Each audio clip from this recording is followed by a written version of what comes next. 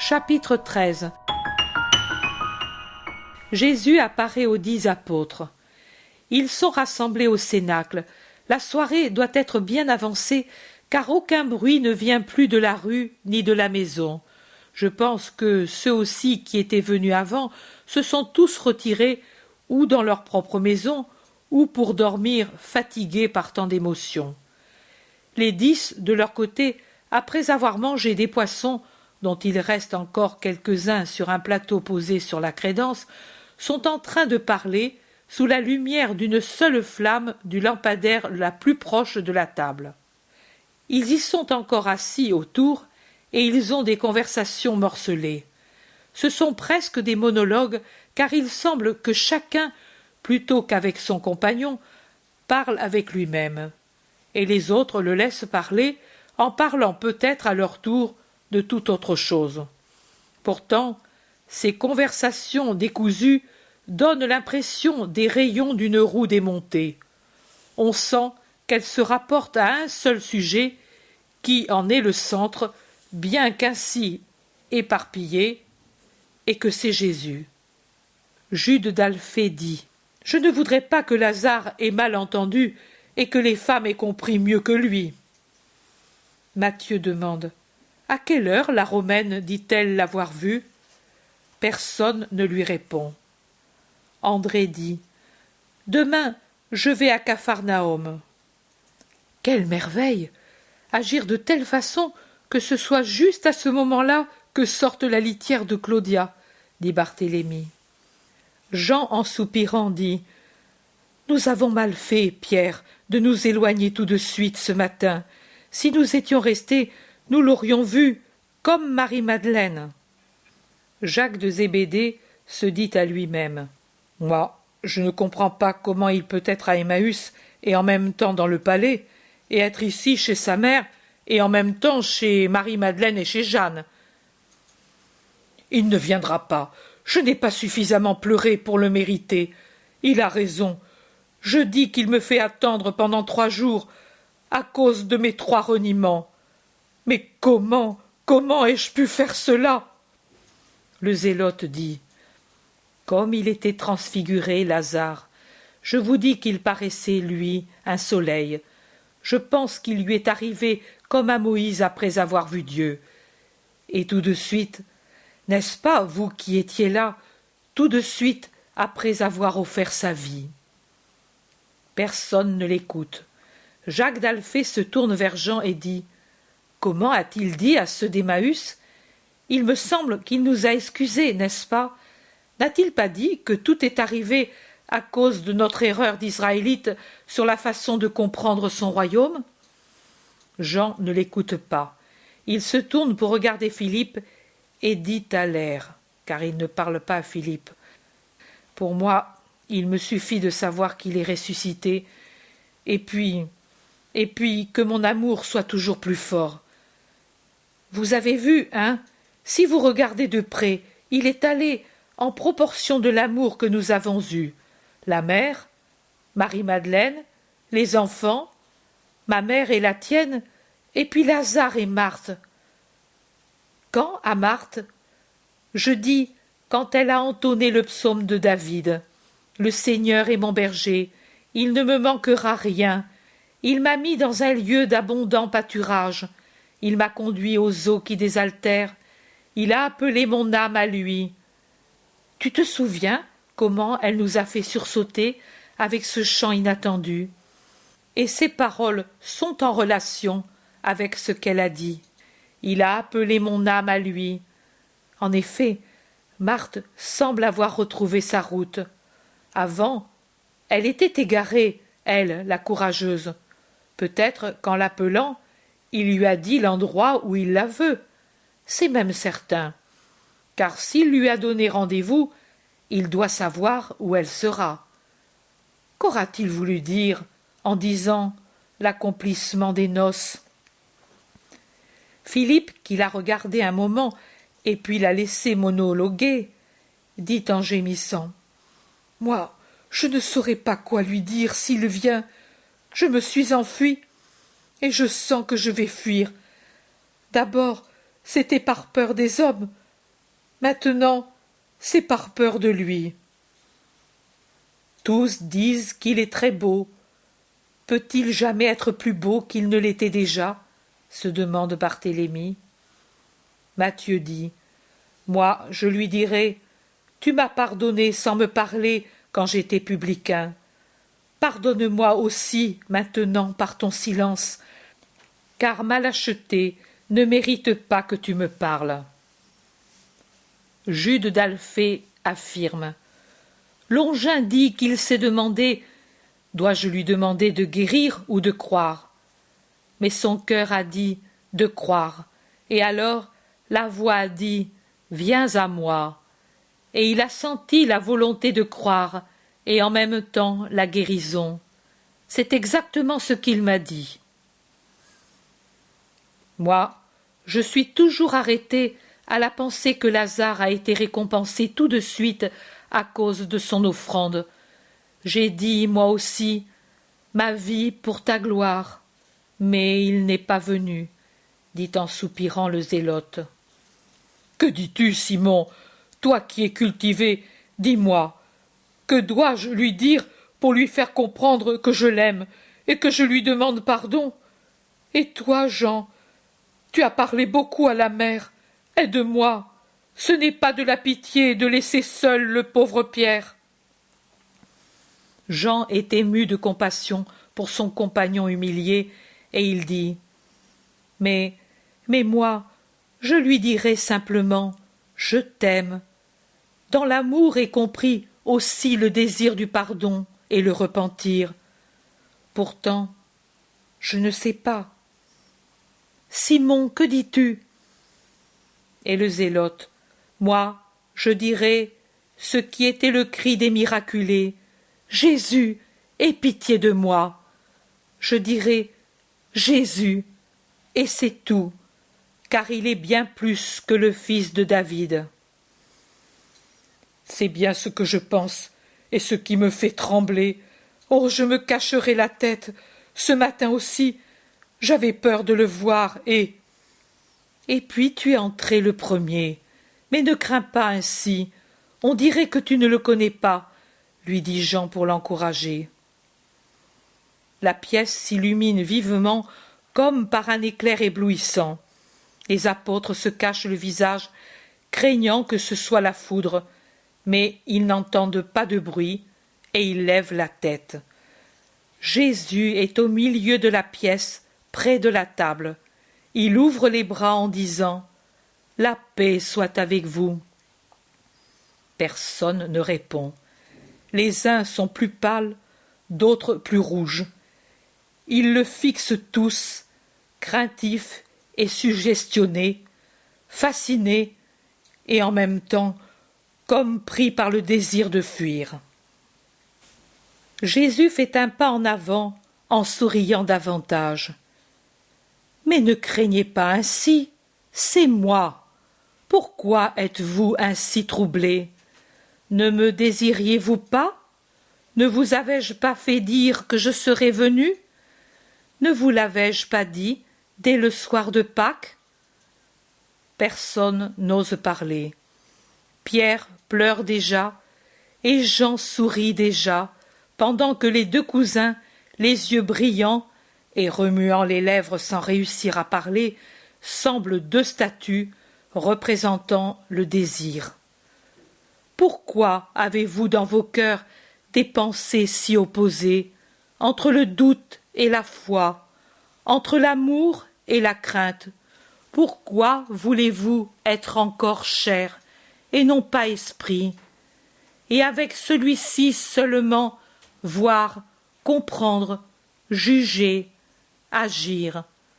Sous la flamme de la douleur, ne s'est-il pas brûlé entièrement le vieux moi, et n'a-t-il pas surgi le nouveau moi d'une vie nouvelle? Je suis Jésus, votre Jésus ressuscité, comme il vous l'avait dit. Regardez, toi qui as vu mes blessures, et vous qui ignorez ma torture, car ce que vous savez est bien différent de la connaissance exacte qu'en a Jean. Viens, toi le premier, tu es déjà tout à fait pur, si pur que tu peux me toucher sans crainte. L'amour, l'obéissance, la fidélité t'avaient déjà rendu pur. Mon sang, dont tu as été tout inondé quand tu m'as déposé de la croix, a fini de te purifier. Regarde, ce sont de vraies mains et de vraies blessures. Observe mes pieds, vois comment cette marque est celle du clou. Oui, c'est vraiment moi, et non pas un fantôme. Touchez-moi, les spectres n'ont pas de corps. Moi, j'ai une vraie chair sur un vrai squelette. Il met sa main sur la tête de Jean qui a osé aller près de lui. Tu sens? Elle est chaude et lourde. Il lui souffle sur le visage. Et ceci, c'est la respiration. Oh, mon Seigneur! Jean murmure doucement. Ainsi. Oui, votre Seigneur. Jean, ne pleure pas, de crainte et de désir. Viens vers moi. Je suis toujours celui qui t'aime. Asseyons-nous, comme toujours, à la table. N'avez-vous rien à manger? Donnez-le-moi donc. André et Matthieu, avec des mouvements de somnambules, prennent sur les crédences les pains et les poissons, et dans un coin, un plateau avec un rayon de miel à peine entamé. Jésus offre la nourriture, mange, et il donne à chacun un peu de ce qu'il mange, et il les regarde, si bons, mais si majestueux, qu'ils en sont paralysés. Le premier qui ose parler, c'est Jacques, frère de Jean.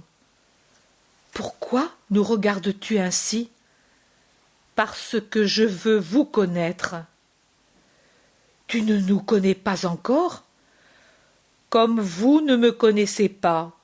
Si vous me connaissiez, vous sauriez qui je suis, et vous trouveriez les mots pour me dire votre tourment. Vous vous taisez comme en face d'un étranger puissant que vous craignez. Tout à l'heure, vous parliez. Cela fait presque 4 jours que vous vous parlez à vous-même en disant « Je lui dirai ceci », en disant à mon esprit « Reviens, Seigneur, que je puisse te dire ceci. » Maintenant, je suis venu, et vous vous taisez? Suis-je tellement changé que je ne vous paraisse plus moi? Ou bien êtes-vous tellement changé que vous ne m'aimez plus? Jean, assis près de son Jésus, fait son acte habituel de mettre la tête sur sa poitrine en murmurant « Moi je t'aime, mon Dieu !» Mais il serait dit, pour s'interdire cet abandon, par respect pour le resplendissant Fils de Dieu. En effet, Jésus semble dégager une lumière tout en étant d'une chair semblable à la nôtre. Mais Jésus l'attire sur son cœur, et alors Jean ouvre les digues à ses pleurs bienheureux. C'est le signal pour tous de le faire. Pierre, 2 places après Jean, glisse entre la table et son siège, et il pleure en criant « Pardon, pardon, enlève-moi de cet enfer où je suis depuis tant d'heures. Dis-moi que tu as vu mon erreur pour ce qu'elle a été, pas de l'esprit, mais de la chair qui a dominé le cœur. Dis-moi que tu as vu mon repentir. Il durera jusqu'à la mort. Mais toi, dis-moi que comme Jésus, je ne dois pas te craindre. Et moi, je chercherai de faire si bien que je me ferai pardonner même par Dieu, et mourir, ayant seulement un grand purgatoire à faire. Viens ici, Simon de Jonas. J'ai peur. Viens ici, ne sois pas plus lâche. Je ne mérite pas de venir près de toi. Viens ici, Que t'a dit la mère? Si tu ne le regardes pas sur ce suaire, tu n'auras pas le courage de le regarder jamais plus. Ô homme sot! Ce visage ne t'a-t-il pas dit, par son regard douloureux, que je te comprenais et que je te pardonnais? Et pourtant, je l'ai donné ce linge pour réconfort, pour guide, pour l'absolution, pour bénédiction. Mais que vous a fait Satan pour vous aveugler à ce point? Maintenant, moi, je te dis, si tu ne me regardes pas, alors que sur ma gloire j'ai encore étendu un voile pour me mettre à la portée de votre faiblesse, tu ne pourras jamais plus venir sans peur à ton Seigneur. Et que t'arrivera-t-il alors? Tu as péché par présomption. Veux-tu maintenant pécher de nouveau par obstination? Viens, te dis-je. Pierre se traîne sur ses genoux, entre la table et les sièges, avec les mains sur son visage en pleurs. Jésus l'arrête, quand il est à ses pieds, en lui mettant la main sur la tête. Pierre, en pleurant plus fort, prend cette main et la baise dans un vrai sanglot sans frein. Il ne sait dire que « Pardon, pardon !» Jésus se dégage de son étreinte et, en faisant levier de sa main sous le menton de l'apôtre, il l'oblige à lever la tête et fixe ses yeux rougis, brûlés, déchirés par le repentir, avec ses yeux brillants et sereins. Il semble vouloir lui transpercer l'âme, puis il dit « Allons, enlève l'opprobre de Judas, baise-moi où il m'a baisé, lave avec ton baiser la marque de la trahison. » Pierre lève la tête pendant que Jésus se penche encore davantage et il effleure sa joue. Puis il incline la tête sur les genoux de Jésus et il reste ainsi, comme un vieil enfant qui a fait du mal, mais qui est pardonné. Les autres, maintenant qu'ils voient la bonté de leur Jésus, retrouvent un peu de hardiesse, et ils s'approchent comme ils peuvent. Viennent d'abord ses cousins. Ils voudraient dire tant de choses, et n'arrivent à rien dire. Jésus les caresse et leur donne du courage par son sourire. Matthieu vient avec André. Matthieu en disant « Comme à Capharnaüm » et André « Moi, je t'aime, moi ». Barthélemy vient en gémissant « Je n'ai pas été sage, mais sot. » Lui est sage, et il montre le zélote auquel Jésus sourit déjà. Jacques de Zébédée vient et murmure à Jean « Dis-le-lui, toi !» Jésus se tourne et dit « Tu l'as dit depuis 4 soirs, et depuis autant de temps. J'ai eu de la compassion pour toi. » Philippe, en dernier lieu, vient tout courbé, mais Jésus le force à lever la tête et lui dit « Pour prêcher le Christ, il faut davantage de courage. » Maintenant, ils sont tous autour de Jésus. Ils s'enhardissent tout doucement. Ils retrouvent ce qu'ils ont perdu, ou craint d'avoir perdu pour toujours. Affleure de nouveau la confiance, la tranquillité, et bien que Jésus soit si majestueux qu'il tient ses apôtres dans un respect nouveau, il trouve finalement le courage de parler. C'est son cousin Jacques qui dit en soupirant « Pourquoi nous as-tu fait cela, Seigneur? Tu savais que nous ne sommes rien et que toute chose vient de Dieu. Pourquoi ne nous as-tu pas donné la force d'être à tes côtés ?» Jésus le regarde et sourit. Simon le Zélote dit « Maintenant, tout est arrivé, et tu ne dois plus rien souffrir, mais ne me demande plus cette obéissance. Chaque heure m'a vieilli d'un lustre, et tes souffrances, que l'amour et Satan augmentés également dans mon imagination de 5 fois ce qu'elles ont été, ont vraiment consumé toutes mes forces. Il ne m'est resté rien d'autre pour continuer à obéir que de tenir tel quelqu'un qui se noie avec les mains blessées, ma force avec la volonté, comme des dents qui serrent une planche pour ne pas périr. Oh, ne demande plus cela à ton lépreux. Jésus regarde Simon le Zélote et sourit. André demande « Seigneur, tu sais ce que voulait mon cœur, mais ensuite je n'ai plus eu de cœur, comme s'il me l'avait arraché les gredins qui t'ont pris, et il m'est resté un trou d'où fuyaient toutes mes pensées antérieures.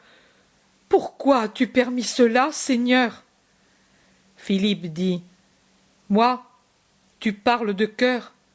Moi, je dis que j'ai été quelqu'un qui n'a plus de raison, comme quelqu'un qui reçoit un coup de massue sur la nuque. Quand la nuit venue, je me suis trouvé à Jéricho. Oh Dieu, Dieu! Mais un homme peut-il périr ainsi? Je crois que c'est ainsi la possession. Maintenant, je comprends ce qu'est cette chose redoutable. » Il écarquille encore les yeux en se rappelant sa souffrance. Barthélemy dit « Tu as raison, Philippe. Moi, je regardais en arrière. Je suis âgé et non dépourvu de sagesse, et je ne savais plus rien de ce que j'avais su jusqu'à cette heure. Je regardais Lazare, si déchiré, mais si sûr, et je me disais « Comment peut-il se faire que lui sache encore trouver une raison, et moi plus rien ?» Moi aussi, je regardais Lazare, et puisque je sais à peine ce que tu nous as expliqué, je ne pensais pas au savoir, mais je disais « Si au moins j'avais le même cœur !» Au contraire, je n'avais que douleur, douleur, douleur. Lazare avait la douleur et la paix. Pourquoi tant de paix pour lui? Jésus regarde tour à tour d'abord Philippe, puis Barthélemy, puis Jacques de Zébédée. Il sourit et se tait. Jude dit « Moi, j'espérais arriver à voir ce que certainement Lazare voyait. Aussi, je restais toujours près de lui. Son visage, un miroir. Un peu avant le tremblement de terre de vendredi, il était comme quelqu'un qui meurt broyé, et puis il devint tout d'un coup majestueux dans sa douleur. Vous rappelez-vous quand il dit « Le devoir accompli donne la paix » Nous crûmes, nous tous, que c'était seulement un reproche pour nous ou une approbation pour lui-même. Maintenant, je pense qu'il le disait pour toi. C'était un phare dans nos ténèbres, Lazare. Combien tu lui as donné, Seigneur? Jésus sourit et se tait. André dit « Oui, la vie, et peut-être avec elle tu lui as donné une âme différente. Pourquoi, enfin, lui est-il différent de nous? En effet, il n'est plus un homme, il est déjà quelque chose de plus qu'un homme, et à cause de ce qu'il était dans le passé, il aurait dû être encore moins parfait d'esprit que nous. Mais lui s'est transformé, et nous? Seigneur, mon amour a été vide comme certains épis, il n'a donné que de la balle. Et Matthieu, moi, je ne puis rien demander, car j'ai déjà tant eu avec ma conversion. Mais oui, j'aurais voulu avoir ce qu'a eu Lazare, une âme donnée par toi, car je pense moi aussi comme André. Jean dit « Marie-Madeleine et Marthe ont été aussi des phares. Serait-ce la race? Vous ne les avez pas vues. L'une était pitié et silence, l'autre Oh, si nous avons été tous un faisceau autour de la bénie, c'est parce que Marie-Madeleine nous a groupés par les flammes de son courageux amour. Oui, j'ai dit la race, mais je dois dire l'amour. Ils nous ont dépassés en fait d'amour. C'est pour cela qu'ils ont été ce qu'ils ont été. Jésus sourit et continue de se taire. Ils en ont été grandement récompensés, pourtant. C'est à eux que tu es apparu. À tous les trois. À Marie, tout de suite après ta mère. Il est visible que les apôtres ont un regret pour ces apparitions privilégiées. Marie te sait ressuscité depuis déjà tant d'heures, et nous, c'est seulement maintenant que nous pouvons te voir. Il n'y a plus de doute en elle, en nous, au contraire.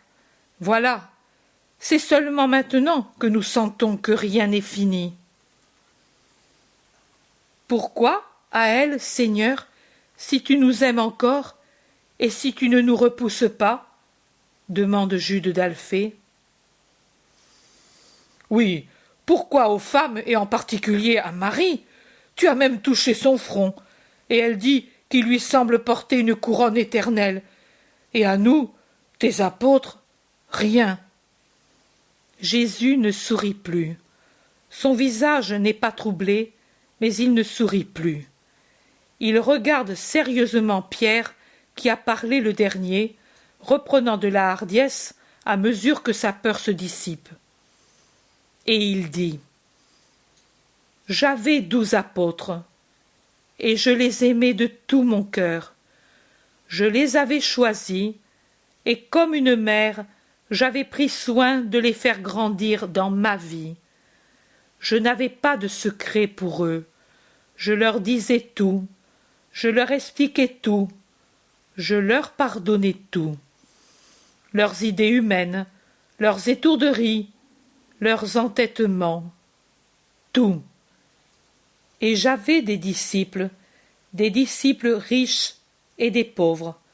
J'avais des femmes au passé ténébreux ou de faible constitution. Mais les préférés, c'étaient les apôtres. Jésus dit: Mon heure est venue. L'un m'a trahi et livré au bourreau. 3 ont dormi pendant que je suais du sang. Tous, sauf 2, ont fui par lâcheté. Un m'a renié par peur, bien qu'il eût l'exemple de l'autre jeune et fidèle. Et, comme si cela ne suffisait pas, j'ai eu parmi les 12 le suicide d'un désespéré, et un qui a tant douté de mon pardon qu'il n'a cru que difficilement, et grâce à la parole maternelle, à la miséricorde de Dieu. En sorte que si j'avais regardé ma troupe, et si j'avais attaché sur elle un regard humain, j'aurais dû dire: à part Jean, fidèle par amour, et Simon, fidèle à l'obéissance, je n'ai plus d'apôtre. C'est cela que j'aurais dû dire pendant que je souffrais dans l'enceinte du temple, au prétoire, dans les rues et sur la croix. J'avais des femmes. L'une d'elles, la plus coupable dans le passé, a été, comme Jean l'a dit, la flamme qui a soudé les fibres brisées des cœurs. Cette femme, c'est Marie de Magdala. Tu m'as renié et tu as fui. Elle a bravé la mort pour rester près de moi.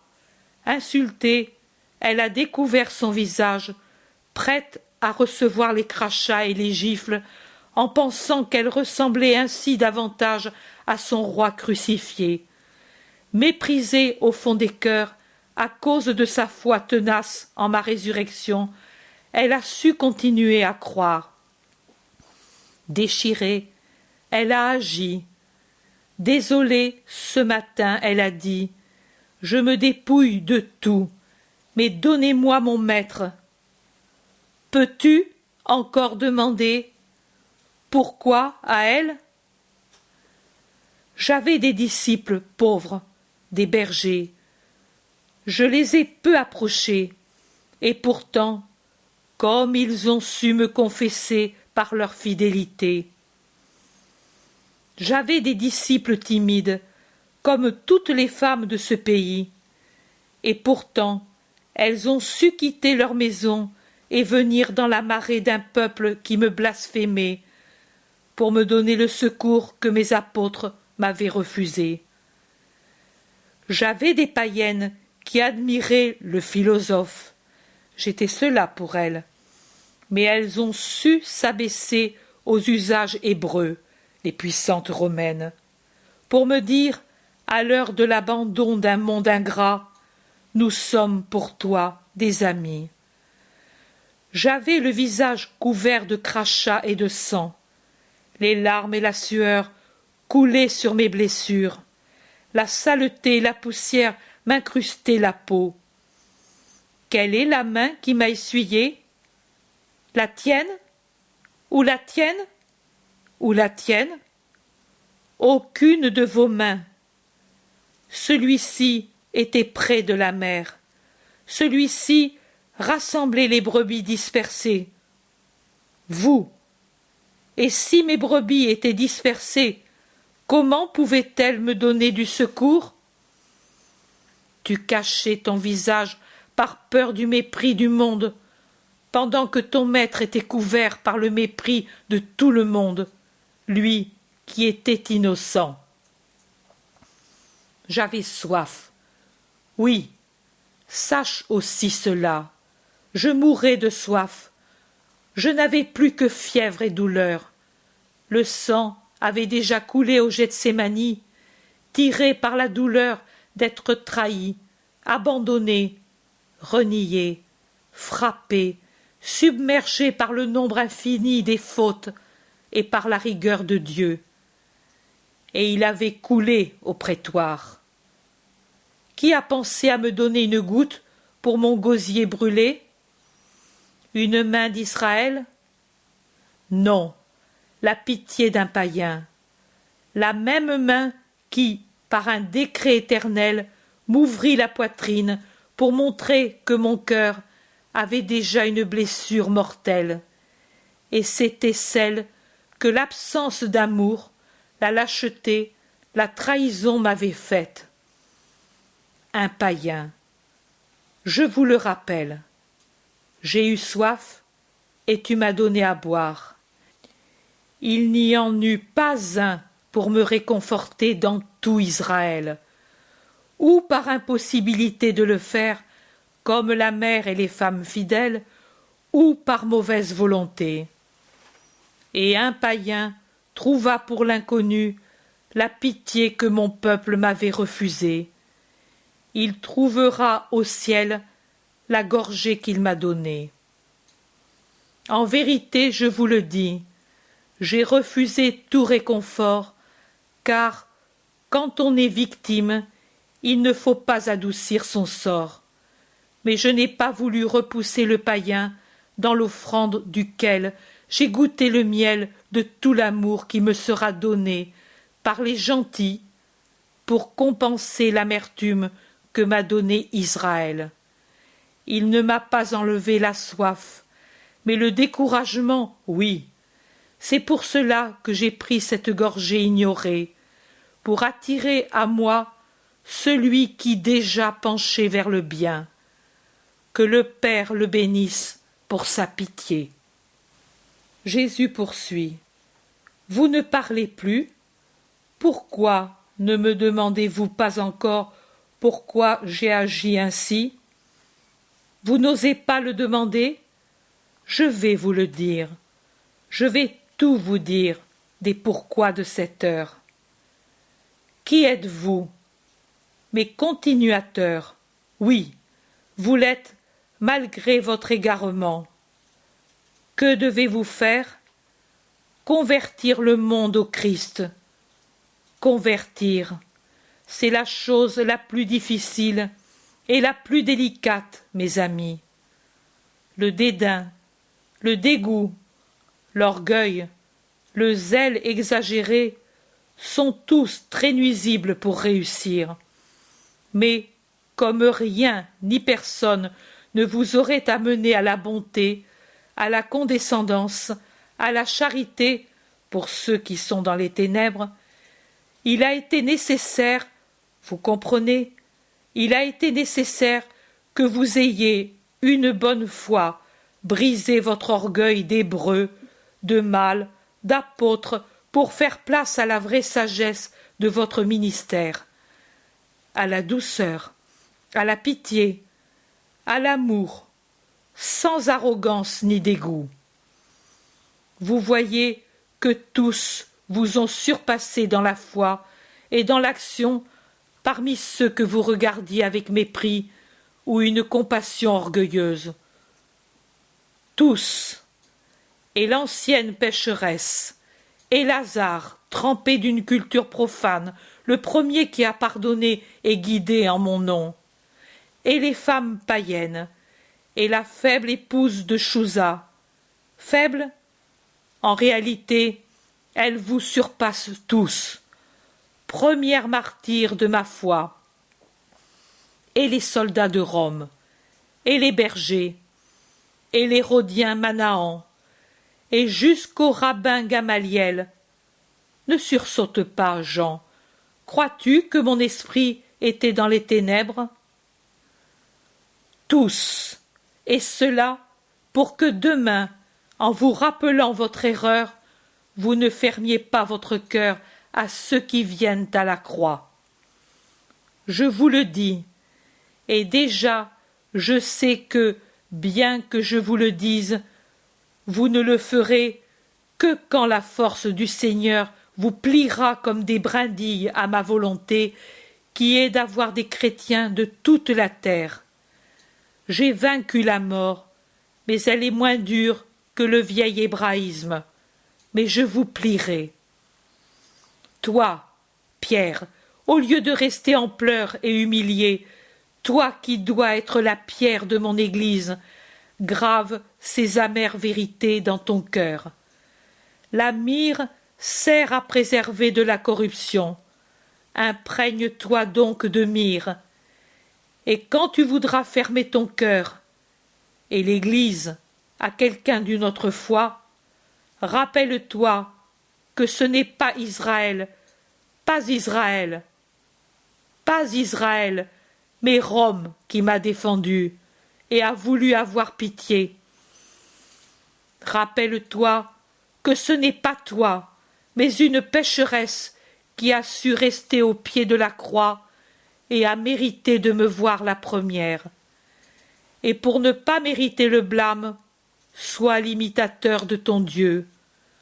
Ouvre ton cœur et l'Église en disant « Moi, le pauvre Pierre, je ne puis mépriser, car si je méprise, je serai méprisé par Dieu, et mon erreur redeviendra vivante à ses yeux. Malheur, si je ne t'avais pas brisé ainsi. Ce n'est pas un berger, mais un loup que tu serais devenu. » Jésus se lève avec la plus grande majesté. « Mes fils, je vous parlerai encore pendant le temps que je resterai parmi vous, mais pour l'instant, je vous absous et vous pardonne. » Après l'épreuve, qui, si elle a été humiliante et cruelle, a été aussi salutaire et nécessaire, que vienne en vous la paix du pardon, et avec elle, dans vos cœurs, redevenez mes amis fidèles et courageux. Le Père m'a envoyé dans le monde. Je vous envoie dans le monde pour continuer mon évangélisation. Des misères de toutes sortes viendront à vous pour vous demander du soulagement. Soyez bons en pensant à votre misère quand vous êtes restés sans votre Jésus. Soyez éclairés. Dans les ténèbres, il n'est pas permis de voir. Soyez purs pour donner la pureté. Soyez amour pour aimer. Puis viendra celui qui est lumière, purification et amour. Mais en attendant, pour vous préparer à ce ministère, je vous communique l'Esprit Saint. Ceux à qui vous remettrez leurs péchés, ils leur seront remis. Ceux à qui vous les retiendrez, ils seront retenus. Que votre expérience vous rende juste pour juger. Que l'Esprit Saint vous rende saint pour sanctifier. Que la volonté sincère de surmonter votre manque vous rende héroïque pour la vie qui vous attend. Ce que j'ai encore à dire, je vous le dirai quand l'absent sera revenu. Priez pour lui. Restez dans ma paix et sans agitation de doute sur mon amour.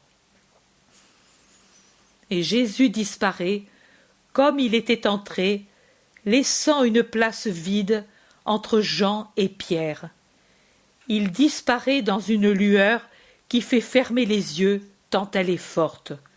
Et quand les yeux éblouis se rouvrent, ils trouvent seulement que la paix de Jésus est restée, flamme qui brûle et qui soigne et consume les amertumes du passé, dans un désir unique, servir.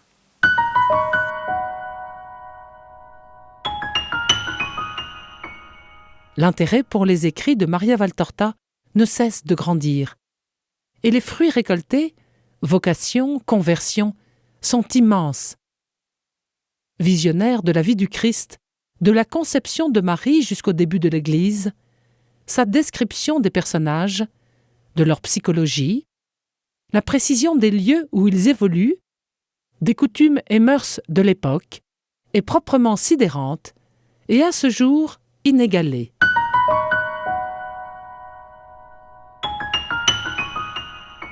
www.associationmariavaltorta.fr